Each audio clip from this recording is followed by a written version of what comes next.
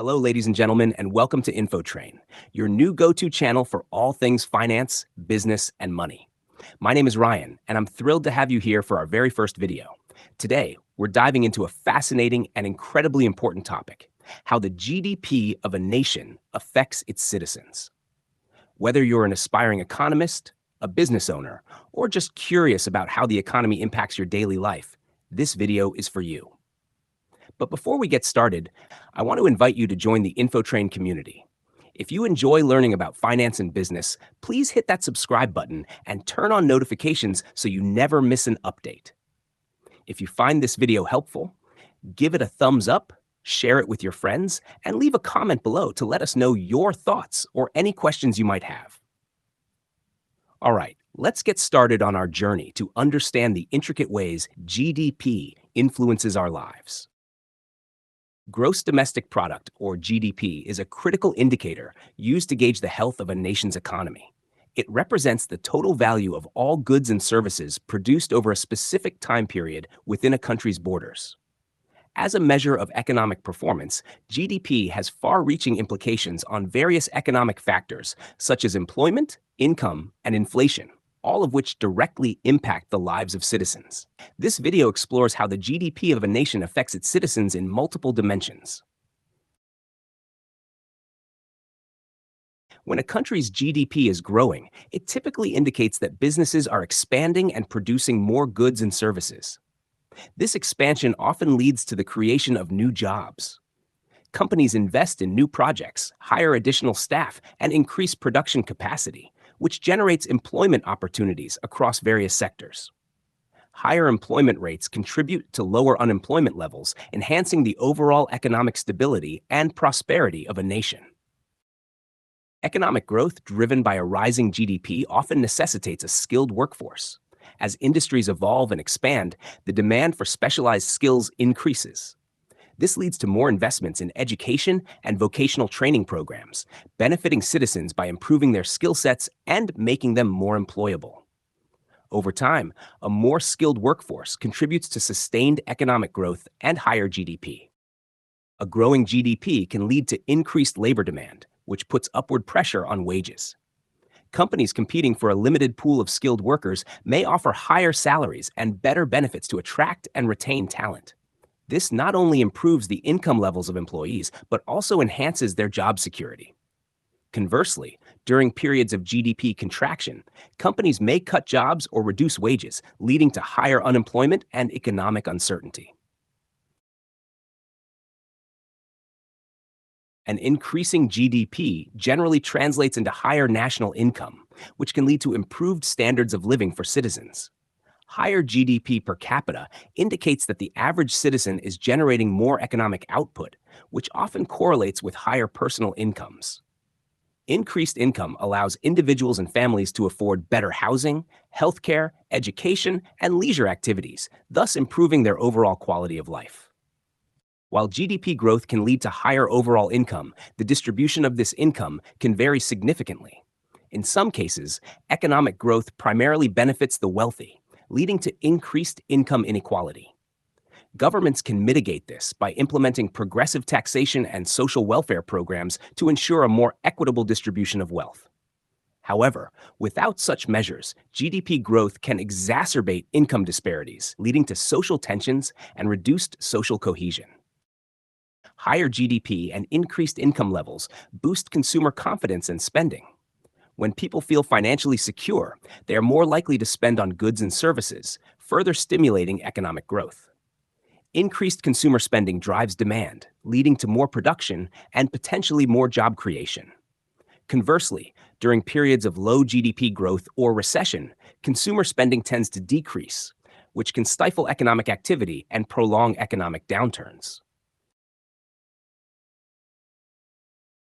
A growing GDP often indicates rising demand for goods and services. When aggregate demand outpaces supply, it can lead to demand pull inflation, where prices increase due to higher demand. Moderate inflation is typically a sign of a healthy economy, but if inflation becomes too high, it can erode purchasing power and reduce the real income of citizens. Central banks often monitor GDP growth and inflation rates to adjust monetary policies and keep inflation within target ranges. Economic growth can sometimes lead to cost push inflation. As businesses expand and production increases, the cost of inputs such as labor, raw materials, and energy may rise. These higher production costs are often passed on to consumers in the form of higher prices. While moderate cost push inflation is manageable, significant increases can strain household budgets and reduce disposable income.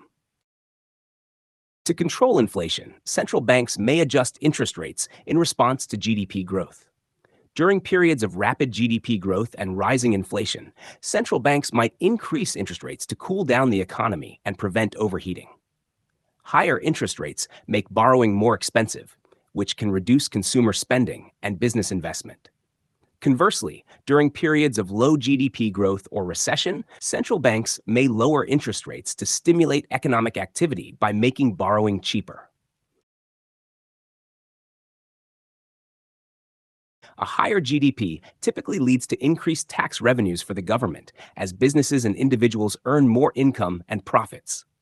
This additional revenue can be used to fund public services and infrastructure projects, benefiting citizens by providing better health care, education, transportation, and social services.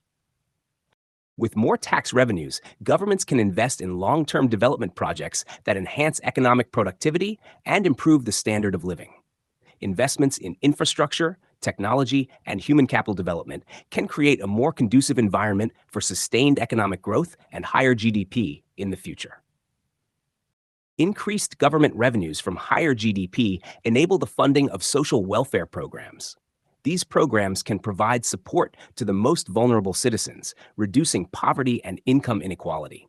Social Security, unemployment benefits, healthcare subsidies, and education grants are examples of welfare programs that can improve the quality of life for many individuals. A higher GDP allows for greater investments in health and education, which are critical for improving the quality of life. Access to quality healthcare services and education opportunities can lead to a healthier, more educated population, which in turn supports economic growth and development.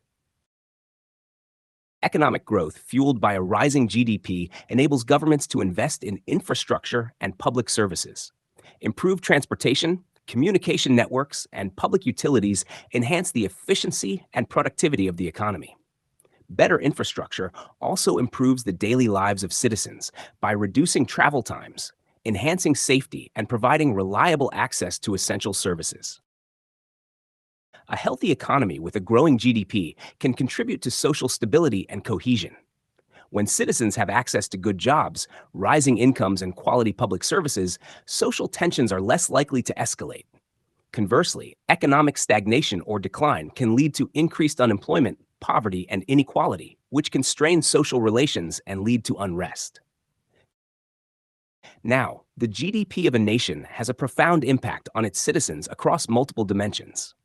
Higher GDP growth typically leads to job creation, rising incomes, and improved standards of living. It can also contribute to moderate inflation, which, if managed properly, supports sustained economic growth. Governments benefit from higher GDP through increased tax revenues, enabling them to invest in public services and infrastructure, further enhancing the quality of life for citizens. However, the distribution of GDP growth must be equitable to prevent widening income inequalities and ensure that the benefits of economic prosperity are shared broadly. Ultimately, a nation's GDP is a key determinant of its economic health and the well-being of its citizens. And there you have it, folks. We've explored the many ways GDP impacts employment, income, inflation, and overall quality of life. I hope you found this deep dive into GDP as fascinating and insightful as I did. If you enjoyed this video, don't forget to give it a thumbs up and share it with your friends and family who might find it helpful. Also, let us know in the comments below what other finance or business topics you'd like us to cover in future videos. Your feedback is incredibly valuable to us. And if you haven't already, make sure to subscribe to InfoTrain and click the bell icon so you never miss out on our latest content. We're just getting started, and we've got a lot more exciting and informative videos coming your way. Thank you so much for watching and supporting our very first video. Until next time, keep learning, keep growing, and stay financially savvy.